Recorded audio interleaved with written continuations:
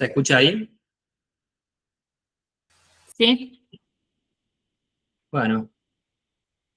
Buenas tardes a todos. Sí, Juan, está perfecto.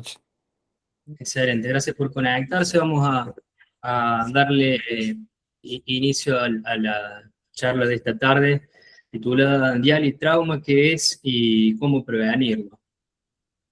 Vamos a arrancar con dos casitos clínicos, ya para irnos adentrando en la temática.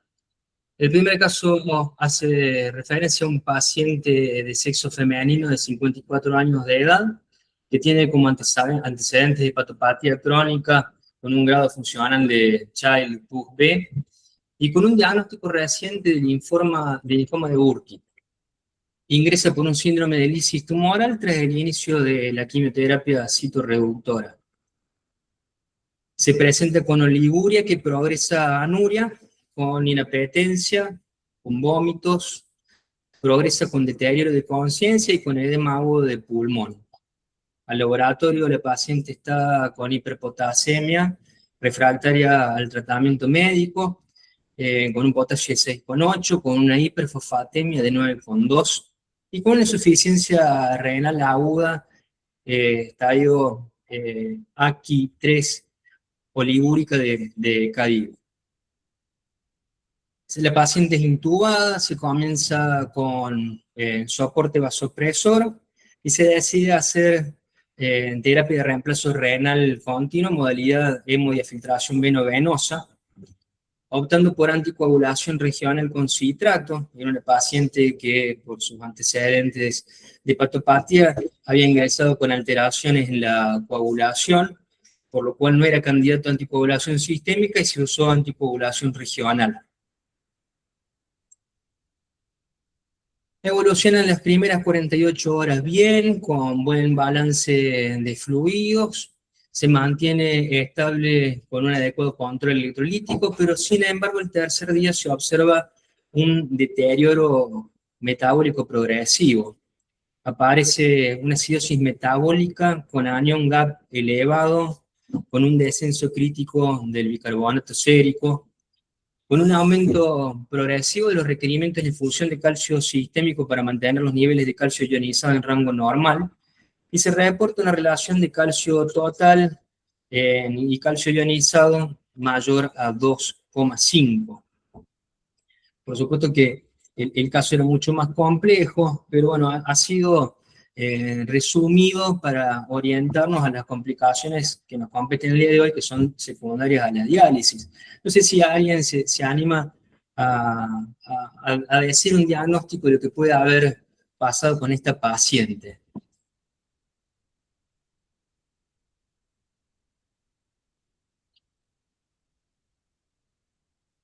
Quizás sea más territorio por ahí de los terapistas, de los intensivistas. Ahí Mariano Páez levantó la mano. Mariano, te escucho. Sí, yo no puedo dejar de ver el índice ¿no? del calcio total sobre el iónico como indicador de la problemática en la disponibilidad o la sobrecarga de citrato. Bueno, muy bien. Este calcio, este índice de calcio total ionizado es casi patognomónico de intoxicación por citrato. Al haber altas dosis de citrato, el calcio ionizado se une al citrato, produciendo un descenso plasmático, pero el calcio total aumenta a expensas de los aportes que nosotros estamos tratando de hacer para seguir el calcio iónico, aumentando esta relación de calcio total y calcio iónico. Este caso tiene una trampita, que es la acidosis metabólica, porque la intoxicación por citrato suele cursar con una alcalosis metabólica. El citrato se metaboliza a bicarbonato y produce alcalosis metabólica. Pero como esta paciente tenía antecedentes de hepatopatía, a lo mejor se subestimó su función hepática y no se ha metabolizado el citrato, ha actuado como un anión no medible, aumentando la brecha aniónica. El segundo caso es también nuevamente una paciente de sexo femenino de 45 años de edad. En este caso, una paciente con enfermedad renal crónica terminal de etiología desconocida, que ha estado en hemodiálisis desde hace 3 años a través de una fístula arteriovenosa brachiocefálica izquierda con buen funcionamiento. Tiene como otros antecedentes depresión mayor, lo cual la lleva a baja adherencia a los tratamientos. Acude a la unidad de diálisis tras 7 días de ausencia, perdió las 3 sesiones de la semana e ingresa 6,5 kilos por arriba de su peso seco, con una frecuencia respiratoria de 28, con una saturación de oxígeno aire ambiente de 89%, con edemas Gode grado 3 infrapatelares, con incitación yugular, ortopnea y crépitos. Tiene un laboratorio prediálisis de una urea de 390 con un potasio de 6,8 y un bicarbonato de 12. Ante esto, el equipo médico decide realizar una sesión de rescate con una ultrafiltración agresiva y con un un flujo de sangre de 400 mililitros minuto, que se le puede dar permitido por su acceso vascular, y un flujo del dializado, según QD, de 800 mililitros por minuto para poder optimizar el aclaramiento. A la tercera hora de la sesión, la paciente refiere cefalea holocraniana opresiva de intensidad 8/10 y calambres intensos. Casi al mismo tiempo presenta un episodio de vómito alimentario, seguido de nistagmus horizontal y desorientación, se torna agresiva y desconoce el entorno. Los signos vitales en ese momento eran una tensión de 160/95, que se había mantenido más bien estable con descenso para una de ingreso, una frecuencia cardíaca de 105, y se descarta en hipoglucemia mediante hemoglucotest. ¿Qué piensan que puede haber ocurrido? Es resumido las cosas para ser bastante tendencioso a lo que puede haber pasado con esta paciente. Esta paciente lo que hizo fue, sí, no veo ahí si están levantando la mano. Sí, hola Juan, hola a todos, soy yo, Julieta. Juli, Sí, da la impresión que estuviera haciendo como si fuera una paciente, una primera diálisis, un síndrome de desequilibrio, y a pesar de que una paciente hace 3 años dializada, pero hace 10 días que no dializa, o 7. Em, Te preguntaría ¿con qué o sea, con qué prescripción de sodio y bicarbonato dializó, por ejemplo? le cambiaron el, el ácido por uno bajo en potasio, el sodio quedó igual en 140, que era el que usaba la paciente, y el bicarbonato quedó estándar, que era igual, que eso no se lo había modificado. Efectivamente, este paciente hizo un síndrome de desequilibrio, y acá hay otro pequeño truquito, una pequeña trampa, que es que por lo general el síndrome de desequilibrio se da más bien en las primeras diálisis y no tanto en los crónicos, pero bueno, la carga de urea ha sido muy alta, la carga osmótica era muy alta y esta paciente por este desequilibrio puede estar haciendo un edema cerebral. Sobre Bien, todo porque además el QD estaba alto, o sí, sea, el totalmente. flujo. Ujú. Le aumentaron el flujo de 500-800, o sea, ha sido un síndrome de desequilibrio. El diagnóstico final terminó siendo, de hecho, un síndrome de desequilibrio. Bueno, primum non nocere o primum non nocere, dependiendo la etapa del latín que uno considere, es el principio ético máximo que Hipócrates, nuestro padre de la medicina, nos supo transmitir hace aproximadamente 2400 años. Lo primero es no hacer daño, frase que sigue guiando nuestros pasos hasta el día de hoy. Entonces, ¿qué es el dialitrauma? Bueno, no hay una definición, porque en realidad se trata más bien de un marco conceptual, que agrupa los eventos adversos derivados de la terapia de reemplazo renal, descritos por primera vez en modalidades continuas, pero vamos a ver que se puede extrapolar también a las modalidades intermitentes que usamos de manera cotidiana. Y estos daños incluyen efectos hemodinámicos, metabólicos, nutricionales, farmacológicos, hematológicos, inflamatorios, mecánicos, del acceso vascular, además de los derivados de una sub- o sobredosificación, ya sea por interrupciones o por una prescripción inadecuada. ¿Y por qué importa esto? Porque no se trata de complicaciones aisladas, sino más bien de un síndrome de iatrogenia que puede empeorar los resultados si uno no se anticipa y mitiga con un enfoque sistemático. Yo creo que acá está la clave de anticiparnos con un enfoque sistemático. Así como para la ventilación mecánica se han acuñado términos de volutrauma, de barotrauma, biotrauma, como complicaciones derivadas de su uso, un grupo de nefrointensivistas españoles liderados por Maynard Moliner acuñó el término de dialitrauma. Y la primera descripción hacía referencia de las pérdidas de sustancias valiosas o vitales, de las pérdidas de iones y electrolitos, de las pérdidas de medicamentos, de la pérdida de calor, de los problemas generados por el circuito, las alteraciones hemodinámicas y las complicaciones en el manejo de los líquidos. Vamos a ir desarrollando punto por punto, comenzando con la pérdida de sustancias valiosas y vitales y la pérdida de electrolitos y iones. Y una cuestión clave respecto a estas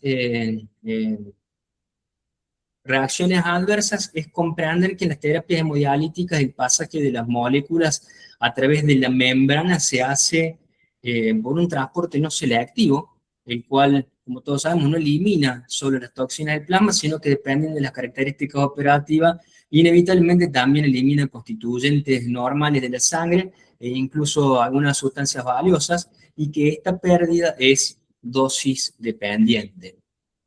Si tenemos dos escenarios, el paciente que va para diálisis continua o el paciente que tiene hemodiálisis intermitente. El paciente de la diálisis continua, todos sabemos que es un paciente crítico y que casi en su totalidad son pacientes hipercatabólicos, mientras que en la hemodiálisis intermitentes suelen ser generalmente pacientes crónicos estables, que pueden estar hipercatabólicos, pero por lo general son pacientes estables. La pérdida de aminoácidos en la continua está estimada de 10 a 15 gramos diarios, con un balance negativo de glutamina, con todo lo que representa la glutamina para el organismo, mientras que en la hemodiálisis intermitente va de 8 a 12 gramos.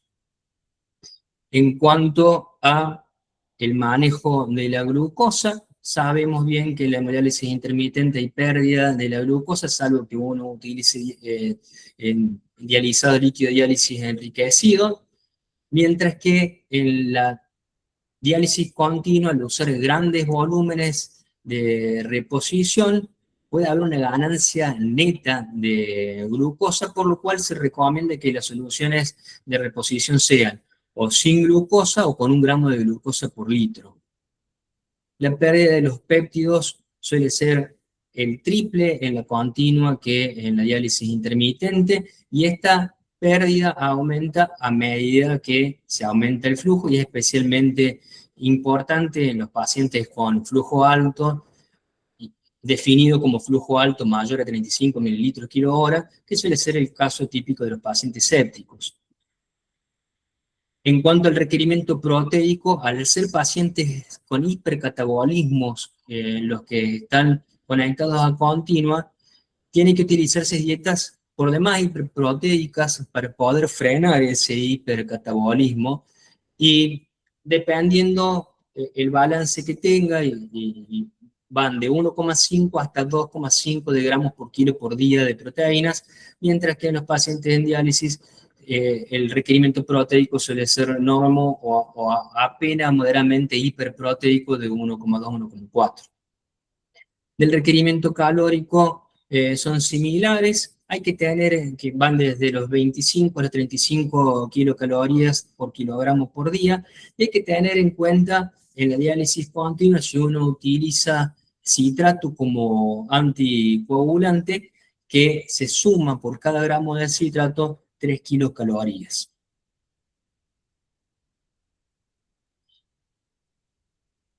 ¿Qué pasa con los micronutrientes? Las vitaminas hidrosolubles se pierden en las dos modalidades dialíticas, pero de manera masiva y constante en la continua.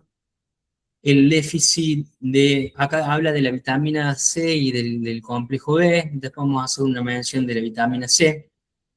El déficit de folatos y de vitamina B12 puede ser muy importante en la diálisis continua y requiere suplementación diaria y agresiva, mientras que sabemos que en la intermitente se puede usar con suplementos biooral de manera diaria o postdiálisis. El fósforo en la continua, en la intermitente, bien sabemos que la hiperfosfatemia es usual y suele ser un problema, y muchas veces debemos hacer uso de nuestro arsenal terapéutico para poder quelarlo, mientras que en la continua es todo lo contrario. La hipofosfatemia es el trastorno más común y hace falta una vigilancia estrecha, incluso hasta 2 veces por día para que esto no se produzca. No hay que olvidar la importancia del fosfato, que está involucrado en múltiples procesos vitales relacionados con el soporte tisular, con la función enzimática, con el transporte de oxígeno, con la reserva y la transferencia de energía. Y si bien su efecto clínico no está bien establecido, algunos autores los asocian con la falla en el destete de la ventilación mecánica, por lo cual siempre hay que estar atento. Otros oligoelementos en la diálisis intermitente suelen ser leves y se reponen con la dieta, y en la continua se pueden producir pérdidas importantes de oligoelementos que habitualmente no medimos, como el selenio, el zinc, el cobre y el magnesio, que también lo podemos medir, pero que, bueno, que se pierde habitualmente. Acá, similar a lo que hablamos anteriormente, nada más que expresado en este artículo, en la diálisis continua se pierde cromo, magnesio, cobre, selenio. La pérdida de selenio puede dar cardiomiopatía, puede producir trastornos de la función inmune. El déficit de cobre puede producir resistencia a la insulina. El magnesio puede producir dermatitis y dislipemia. Yo en esto no estoy de acuerdo porque suelen ser pérdidas agudas, esto es más bien en trastornos crónicos. El déficit de cobre puede dar mieloneuropatía. Y también, bueno, acá explica los diferentes trastornos que pasan con el déficit de vitamina B9, produce la anemia megalolástica, que es la clásica del déficit de folatos. Del déficit de B6 produce estomatitis, glositis e irritabilidad. El déficit de tiamina puede producir acidosis láctica y disfunción ventricular. El déficit de vitamina C puede producir aumento del estrés oxidativo, y esto sí puede ser una consecuencia, no así el escorbuto, que también suele producirse en etapas más bien crónicas de déficit de vitamina C. Una mención con la vitamina C y la reposición de vitamina C en los pacientes que están con injuria renal aguda. Hay que tener cuidado de no hacer exceso en la suplementación, porque produce oxalosis con la consecuente nefrotoxicidad que puede acarrear. El déficit de vitamina A puede producir desórdenes neuromusculares y hemólisis en casos muy extremos y raros. El déficit de magnesio, irritación neuromuscular, arritmias cardíacas y retardo en la recuperación de la injuria renal. El déficit de fosfato, lo que hablamos anteriormente, fallas en el destete de la ventilación mecánica, puede producir encefalopatía, disfunción miocárdica, debilidad muscular. Y el déficit de aminoácidos, bueno, reducción en los aportes y reservas energéticas y falla intestinal. Ahora bien, ¿qué pasa con el potasio? No puse gráficas acerca de la hiper e hipopotasemia, que todos sabemos que los pacientes que tienen hiper o hipopotasemia tienen peor pronóstico, eso no vamos a ahondar, que es algo que bien conocemos y manejamos, pero no solo el valor absoluto de la academia importa, sino también aparentemente la velocidad de su corrección, tal como lo demostró el grupo de Santoro en este artículo, donde observaron que los pacientes que tenían correcciones estándar, que son los que están con las barras blancas, estándar o rápidas si se quiere, tenían mayor episodios de contracciones ventriculares prematuras que aquellos que habían sido dializados con un perfil de potasio con un descenso más gradual. Y vemos que la mayor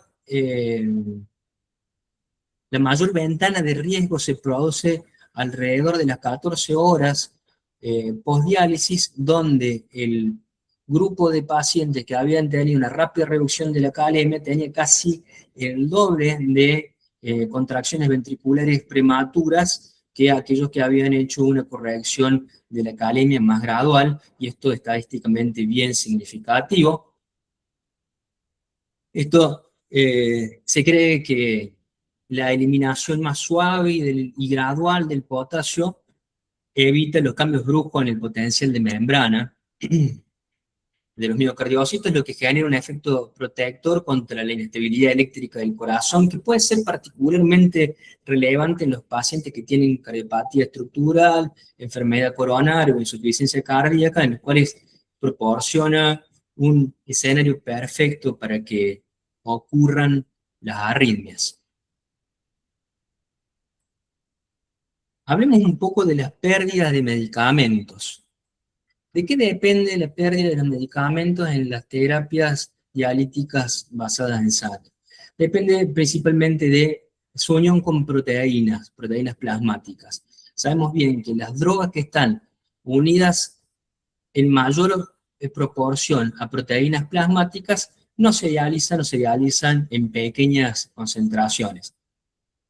Hay que tener en cuenta de todas formas que los niveles de proteínas pueden caer aumentando la fracción libre del fármaco y por lo tanto también aumentando el clearance. El tamaño de la molécula importa en todas las modalidades, las que son de pequeño tamaño, entendiéndose por pequeño tamaño, las que son menores a 500 kilodalton, suelen ser depuradas en su totalidad, y a medida que aumenta el tamaño, bueno, disminuye también su aclaramiento. Hay que ver el tiempo de la terapia, si es intermitente o continua. Las drogas que se dan entre las sesiones de intermitente o prolongadas no se van a aclarar hasta la próxima sesión. La dosis de la diálisis, si se reduce la dosis, se reduce el clearance, algo que es proporcional y casi obvio. La permeabilidad de la membrana, las membranas de alto flujo que se utilizan en las terapias continuas son permeables para casi todas las moléculas que no están unidas a proteínas. Y algo que muy rara vez se tiene en cuenta, pero que también es importante, es el filtrado glomerular residual del paciente. Hay muchas guías. El principal problema de la depuración en las terapias dialíticas es con respecto a los antibióticos. Si damos pocos antibióticos, está clarísimo que a los pacientes les va a ir peor, sobre todo en los pacientes que cursan con sepsis. Y afortunadamente, al día de hoy, tenemos múltiples guías donde se explica bien la farmacokinética de cada antibiótico, en lo cual uno medianamente puede hacer una prescripción segura y estable de los mismos, pero ha habido barreras para hacer estas guías. ¿Y cuáles son las barreras para poder hacer guías y poder dosificar adecuadamente los antibióticos en los pacientes en diálisis? Bueno, como en cualquier fármaco, las diferencias de base de los pacientes en cuanto a la etnia, en cuanto al índice de masa corporal, en cuanto al sexo, en cuanto a su volumen de distribución. Las alteraciones farmacoquinéticas que pueden ser interindividuales e intraindividuales también, cuando se producen cambios en el volumen de distribución. La hipoalbuminemia, recordemos que al disminuir las proteínas plasmáticas, disminuir la albúmina, se aumenta la fracción libre del fármaco y se filtra más. Y esto es importante en los pacientes críticos, en los cuales se sabe que entre el 20 y el 30% de los que ingresan a la terapia intensiva tienen algún grado de hipoalbuminemia, y casi en algunos casos, algunos autores describen hasta el 70% de los pacientes a lo largo de su internación en la UTI terminan desarrollándola.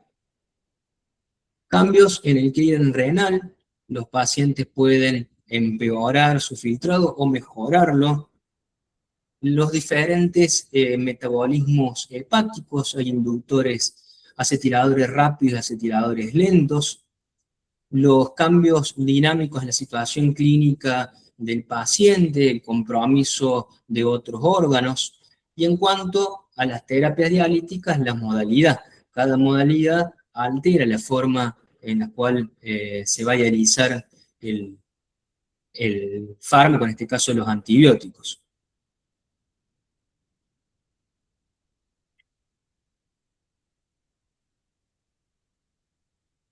Bueno, este artículo de autores belga hace un buen resumen de lo que es dialitrauma, y en la parte de los antibióticos dice, esto ya puntualmente de lo que es continua, dice, las terapias de reemplazo renal continua no son un obstáculo para la dosificación adecuada de antimicrobianos, sino habría que verlo más bien como un escudo que permite utilizar dosis más altas de antibióticos, disminuyendo su toxicidad.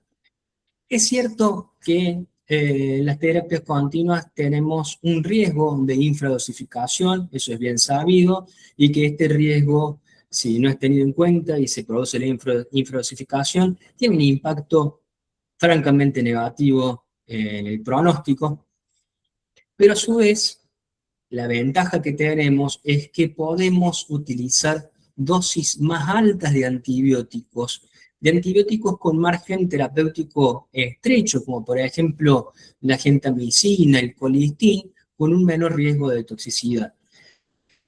Este riesgo potencial con esta ventaja es lo que ha llevado a algunos autores a denominarlo la paradoja de la terapia de reemplazo renal continuo con respecto a los antibióticos. Depende de nosotros para qué lado vamos a ir.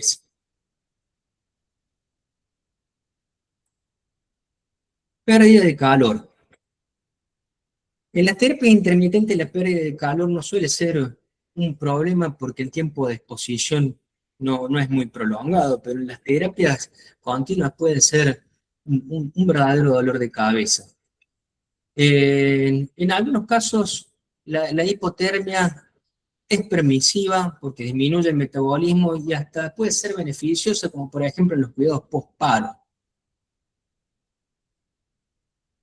¿Y cuáles son los factores que determinan el enfriado del corporal inducido por las terapias continuas? Bueno, el tiempo que uno tiene conectado a la continua y la dosis, el flujo con el que uno está dializando. Ahora, a largo plazo, la hipotermia tiene múltiples efectos adversos. Pérdida energética,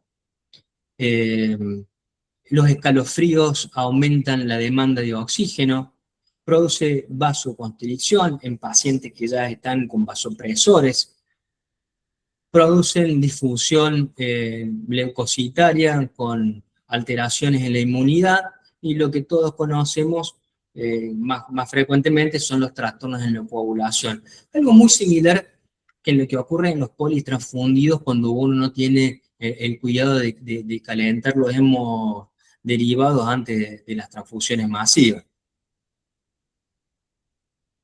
Entonces, es por eso muy importante controlar la temperatura corporal y la temperatura de la máquina. Si el sistema de calentamiento de la máquina de continua falla, y bueno, vamos a tener que usar calentamiento externo para tratar de llevar al paciente a una temperatura que esté por arriba de los 37 grados. Esto me hace acordar al doctor Bongiorno cuando explica cómo armar la máquina que tenemos nosotros de continua, y lo explica muy didácticamente para que nadie meta la pata. Esta bolsita, que es la que va a pasar por el calentador, tiene que entrar en esta cajita y tiene que hacer clac. Si no hace clac, hay que hacerlo de vuelta.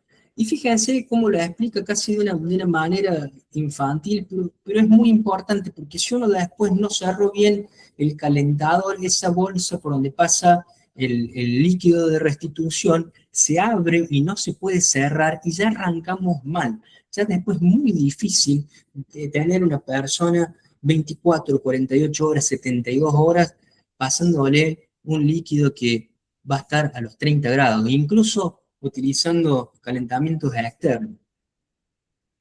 Nosotros hemos tenido una situación problemática con respecto al calentador en un paciente que tras 24, creo 36 horas de uso de la máquina veníamos muy bien, se rompe el calentador, bueno, y tuvimos que proceder al calentamiento externo, pero créanme que es un dolor de cabeza cuando falla el calentador y cuando se produce la hipotermia. Es mucho el volumen que le pasamos de fluido. Hablemos un poco de los problemas del circuito. Los problemas del circuito pueden ser del filtro y del acceso vascular. Del filtro, el gran problema que tenemos es la bioincompatibilidad. Vamos mejorando cada vez más, pero todos producen cierto grado de microinflamación y en algunos casos inflamaciones importantes que desencadenan shock anafiláctico, o sea que esto hay que tenerlo siempre en cuenta. Relacionadas al catéter, el momento de la colocación, los sangrados que pueden requerir desde una simple compresión manual hasta la necesidad de la colocación de un tubo de tórax, de transfusiones, en los casos más graves, cirugías. Las infecciones, tristemente, las infecciones asociadas a los catéteres siguen teniendo un alto porcentaje. Este autor describe un 35-40%, es un montón. Y esto de esta charla de dial y trauma es para que nosotros sepamos frente a qué nos vamos a enfrentar y cómo vamos a prevenirlo. Y tenemos que prevenirlo como hacemos acá en el sanatorio con bundles, con protocolos, con registros. Una vez que hicimos un registro y vemos en qué situación estamos, implementar medidas y después de implementar esas medidas volver a tener registro para ver si fueron efectivas. Otra complicación de la colocación del catéter es el neumotórax, que eso varía también dependiendo del tipo de abordaje, y la vena y trombosis de una vena central que puede ser incluso mayor en el 10% de los casos, y acá este autor propone la trombolisis o la angioplastia transluminal percutánea, que en nuestro medio yo creo que no es tan frecuente. Sí usamos la angioplastia en los casos de estenosis central en un paciente que está con una fístula y cuando se produce una estenosis de la vena afluente. Problemas con el filtro en cuanto a su coagulación, el denominado clotting, que es el problema más frecuente y es el factor limitante de la terapia continua. También pasa, por supuesto, todos tenemos la experiencia que se coagula un filtro en la diálisis intermitente, pero suele ser algo muy crítico en la diálisis continua, porque muchas veces solamente tenemos un filtro, un dializador, o autorizan solamente uno, y en cuanto se coagula, se acabó la diálisis continua y hay que cambiar de modalidad. ¿Por qué ocurre esto? Bueno, por el flujo sanguíneo inadecuado, por flujos bajos, o por turbulencia, pérdida del flujo laminar y turbulencia en el acceso venoso, por un purgado ineficiente, cuando se utilizan volúmenes de cebado inferiores a los recomendados, o cuando o cuando quedan burbujas, o por falta de anticoagulación, ya sea por las características clínicas del paciente, por omisión o por una prescripción inadecuada. Disfunción del catéter, ya sea por trombos, por fibrina, por acodamientos o porque haga pared con la vena. Esto es de vital importancia para que no se coagule el filtro. A su vez, la embolia gaseosa, que es la entrada de aire al circuito, que afortunadamente es extremadamente rara al día de hoy gracias a los sensores que tenemos. Ojo que yo he visto en alguna situación, una práctica por demás peligrosa en los pacientes que están en modalidad intermitente para no pasarle líquido de más. Algunos técnicos le devuelven con aire, teniendo el agravante de sacar la ureta de su sensor y bueno, esto constituyendo una acción de muy alto riesgo, en el cual si el técnico se descuida un segundo, le ingresa aire a presión al torrente sanguíneo del paciente. La ruptura del filtro, ya sea porque vengan fallados o en los lugares como Argentina que hacemos reuso de los filtros por los procesamientos, por los purgados cuando son golpeados, cuando se les sacan las tapas, esto puede hacer que se rompa el filtro. Por suerte, las alarmas saltan de manera precoz. La hemólisis por temperaturas muy altas, mayores a 40 grados, o por bombas de sangre mal calibradas. Afortunadamente, hoy por hoy, una complicación rara. Bueno, la hemólisis en realidad, más que un problema del circuito, su causa suele ser en realidad por líquido de diálisis con osmolaridad diferente a la plasmática. La recirculación, si el catéter o la fístula no funcionan bien, ya sea por trombos o por estenosis, y una desconexión accidental, otro problema importantísimo que puede estar relacionado con el circuito, los accesos vasculares siempre a la vista y descubierto, puede acarrear consecuencias letales. Por eso siempre nuestro jefe, todas las mañanas, persiste en esto de que veamos los accesos vasculares, que estén destapados, que a veces puede generar cierta resistencia en los pacientes, sobre todo cuando baja la temperatura, pero que es sumamente importante para tener una diálisis segura. Vamos un poco a ver las alteraciones hemodinámicas y las complicaciones de los líquidos que van de la mano. Hipotensión intradiálisis. Es importante saber qué ocurre, es importante saber en quiénes puede ocurrir con mayor frecuencia y tratar de prevenirla. ¿Por qué? Porque bien lo demuestra este trabajo, que los pacientes que presentaban hipotensión intradiálisis en más del 25% de las sesiones, aquellos que tenían una sistólica que bajaba por menos de 90 en el más del 25% de las diálisis, tenían una supervivencia mucho menor que aquellos que tenían hipotensión en menos sesiones. No solo los pacientes que tienen sistólicas menos de 90 dentro de la diálisis, sino aquellos en los cuales también se produce un descenso de 20 milímetros de mercurio, vemos que la mortalidad es mucho mayor. Los factores de riesgo para la hipotensión intradiálisis se pueden dividir pedagógicamente en factores de riesgo dependientes del paciente y factores de riesgo relacionados con el tratamiento. Dependientes del paciente, aquellos de edad avanzada, los mayores a 65 años, que tienen menor respuesta fisiológica, reserva fisiológica, por comorbilidades, los que tienen comorbilidades cardiovasculares, porque también tienen menor respuestas, los pacientes diabéticos por su disautonomía, por su vasculopatía, los pacientes que son desnutridos o tienen hipoluminemia, al tener menor presión oncótica en el intravascular, si nosotros sacamos volumen del intravascular, después tarda más tiempo en que pase el líquido intersticial al intravascular. Y la ganancia de peso intradiálisis que nos lleva directamente a un factor de riesgo relacionado con el tratamiento, que es una tasa de ultrafiltración elevada.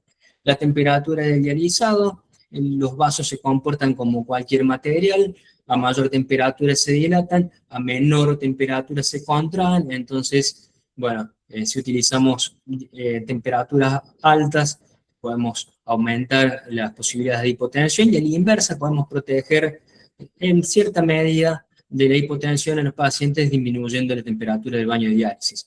Muy importante que el paciente no esté tomando o no haya recibido medicamentos antihipertensivos antes de la conexión, sobre todo si tenemos pensado ultrafiltrarlo, y la ingesta de alimentos durante la sesión, porque produce un traspaso de la volemia a la circulación esplácnica. Este esquema también muy didáctico, muy resumido, habla de que en las situaciones, ya sea porque hay una gran ganancia intradialítica o porque hay una disminución del tiempo de ultrafiltración y de diálisis, se produce tasas altas de ultrafiltración. Las tasas altas de ultrafiltración conllevan a una hipoperfusión y a un trastorno de otros lechos vasculares. Se asocia a aturdimiento miocárdico, se asocia a hipotensión, la hipotensión se asocia a aturdimiento miocárdico, es un ciclo. La hipotensión, cuando nosotros tenemos que revertirlo, le pasamos líquido la mayoría de las veces y esto produce hipervolemia. Ambas terminan generando cambios estructurales cardíacos y todo esto conlleva a un embudo en el cual aumenta la morbilidad y la mortalidad. ¿Qué pasa con la tasa de ultrafiltración? En los bloques superiores A y B están representados la mortalidad por todas las causas y por causas cardiovasculares en pacientes que tienen diuresis residual. Vemos que la mortalidad cardiovascular en los pacientes que tienen diuresis residual aumenta a partir de los 13 mililitros kilo hora. Los bloques de abajo, C y D, muestran lo mismo, la mortalidad cardiovascular y total, pero en pacientes anúricos. Y en los pacientes anúricos ya vemos que a partir de los 10 mililitros kilo hora que se produce de ultrafiltración, ya aumenta la mortalidad por todas las causas y la mortalidad cardiovascular. Por eso es tan importante cuando programamos, no es lo mismo sacarle 3 litros a un paciente que pesa 40 kilos que un paciente que pesa 90 kilos. Y tiene que ver con esto, que a mayor tasa de ultrafiltración hay mayor mortalidad. ¿Por qué hay mayor mortalidad? Porque se produce hipoperfusión cerebral, porque se produce aturdimiento miocárdico, porque se produce isquemia renal con reducción de la reserva renal residual, y porque se produce también isquemia intestinal, y esto altera la microbiota que hoy sabemos que es tan importante para los resultados de nuestros pacientes. ¿Y qué pasa si nosotros contribuimos en la pérdida de la diuresis residual? Y van a tener más mortalidad. Acá tenemos el bloque de la izquierda, la tasa de supervivencia de los pacientes que son anúricos versus a los que orinan. Y vemos que los pacientes, mientras más orinan, tienen más sobrevida, y mientras menos orinan o cuando se quedan anúricos, tienen mayor mortalidad, tanto cardiovascular como por todas las causas. Entonces, parte del dialitrauma también implica en que preservemos la diuresis residual. Importancia de la dosis, ya nos vamos acercando al final. Todos sabemos en la diálisis intermitente, por estos trabajos clásicos, que un KTB menor a 1,2 aumenta la mortalidad, pero que cuando pasan, también nos pasamos de 1,6, 1,8 del KTB, ya se empieza a generar una curva de mortalidad en J o en U. Entonces, eso ya lo tenemos todos recontra sabido y protocolizado, creo que en todos los centros de diálisis. ¿Qué pasa con la diálisis continua? Cuando empezó esta técnica a implementarse en mayor medida en la década de los 80, usaban volúmenes bajos porque estaban limitados con las bombas, hasta los trabajos de Ronco en la década del 2000, en donde Ronco propone utilizar flujos altos de 35 mililitros kilo hora, pero que después se ha visto que no mejoraban los outcomes, y por eso las guías CADIGO y la mayoría de las guías hoy proponen un flujo de 20 a 25 mililitros kilo hora, una dosis de diálisis continua. Ahora, ¿por qué este aumento en la dosis de diálisis continua no mejora la supervivencia? Bueno, nuevamente este trabajo belga, que ya lo había citado anteriormente, propone que la ausencia de diferencias en la supervivencia entre las dosis bajas y altas podría relacionarse con una inclusión de mayor porcentaje de pacientes sépticos en los estudios. Esto puede ser un sesgo, pero sacando de lado este sesgo, las dosis altas de diálisis continua eliminan más moléculas pequeñas, pero no lo hace con las moléculas de mediano y gran tamaño, que estas tienden a adherirse a la membrana del filtro. Y se adhieren de una forma que forman una capa proteica. La traducción literal del inglés sería una torta proteica que reduce la permeabilidad, fenómeno conocido como el clogging, que tenemos que tener en cuenta también, lo cual provoca una disminución progresiva en la eliminación de los mediadores inflamatorios, y que esta podría ser la causa por la cual altas dosis de diálisis no mejoran los resultados. Entonces, más dosis de diálisis, mayor estrés de filtro, hay una obstrucción más rápida de la membrana y por lo tanto hay una falta de beneficio clínico adicional. Bueno, estas son las causas de dialitrauma que han citado estos autores en un primer momento, pero yo creo que basándonos en el concepto que fuimos desarrollando, seguramente en todos nuestros centros, en nuestras prácticas, podemos detectar otras situaciones de dialitrauma en las cuales tenemos que hacer uso de protocolos, de checklists, para poder mejorar los resultados de los pacientes. A mí se me vinieron algunas situaciones extra que podrían considerarse dialitrauma. Por ejemplo, esto es sacado de las guías CADIGO de injuria renal aguda. Se sugiere hacer diálisis continua en los pacientes con injuria renal aguda que estén hemodinámicamente inestables. Esto es por un trabajo suizo de más de 2.000 pacientes, en los cuales demostraron que los pacientes que tenían fallo renal, que progresaban, de injuria renal aguda a fallo renal crónico y habían recibido diálisis intermitentes, tenían peor pronóstico. Y a la vez ellos evaluaron otro outcome duro, que es la recuperación a 90 días de la función renal. Vemos que quedaron con fracaso renal en mucho mayor medida los pacientes que habían recibido diálisis intermitente, en contraparte con aquellos que habían dializado de manera continua. Esto se piensa que puede ser por un control de volumen estable, evita la depresión del volumen intravascular y la hipotensión, que podría prevenir la lesión renal y isquémica asociada al tratamiento con la intermitente. Algo muy burdo que hay que tener cuidado: la contaminación de los líquidos de diálisis. En nuestros medios no suelen ser tan frecuente la contaminación de los ácidos, como no así la contaminación del bicarbonato, que puede ser un gran problema, ya sea o porque se contamina con bacterias, o porque la persona encargada de hacer la dilución no utilizó las proporciones que estaban recomendadas y que deben estar protocolizadas, o porque falló el mixer, entonces tienen diferente osmolaridad.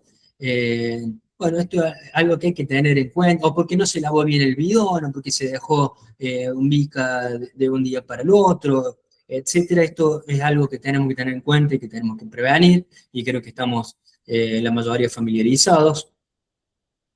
Esta imagen quiero que sepan, bueno, está hecha por inteligencia artificial, no daña la confidencialidad de ninguna persona, y es una imagen recreada por inteligencia artificial que hace alusión al tiempo de espera, al tiempo de vida que las personas le dedican al tratamiento de reemplazo renal.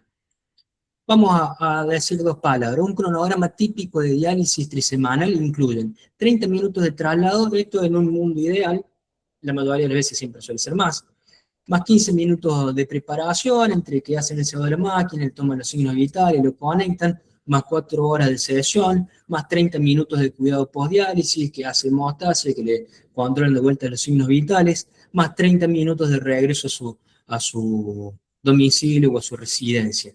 Esto representa aproximadamente 6 horas totales por sesión, pero no se acaba acá. Fíjense qué interesante este trabajo en el cual evaluaron el tiempo de recuperación de los pacientes que tenían diálisis intermitente durante el día con respecto a aquellos que tenían diaria nocturna, a lo largo de 18 meses. A los pacientes que hacían diálisis de manera diurna e intermitente, les llevaba un tiempo de recuperación que va de los 400 a los 500 minutos. Estamos hablando de 6 a 8 horas de recuperación.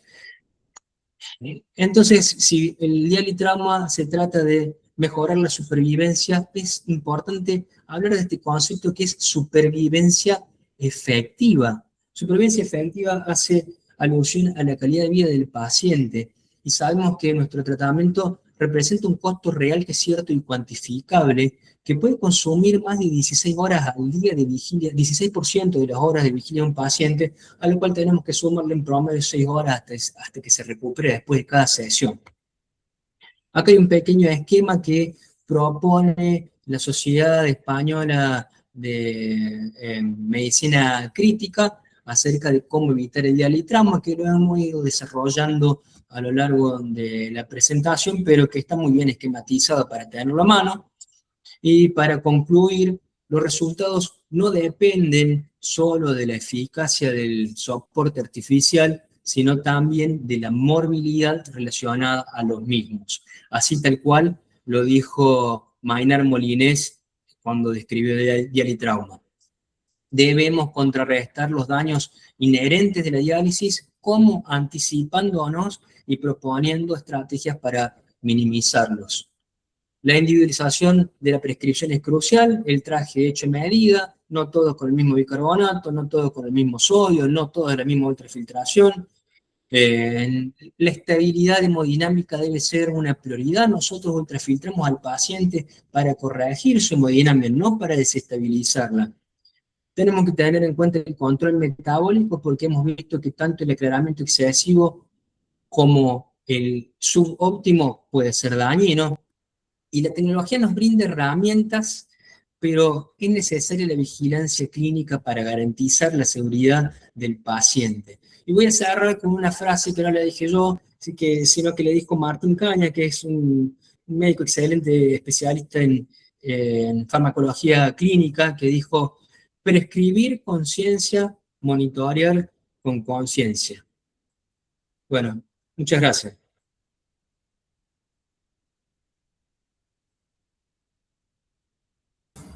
Muy bueno, Juan, muy lindo.